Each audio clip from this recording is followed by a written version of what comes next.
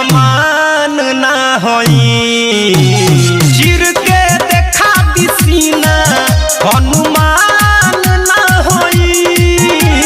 चिर के देखा दिसीना हनुमान ना होई।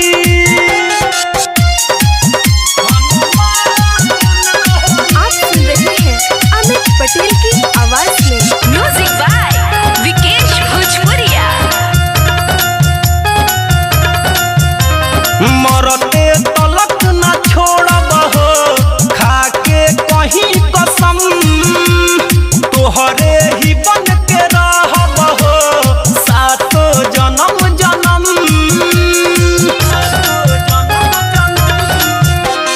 मरते तलक न छोड़ब हो खाके कहीं कसम।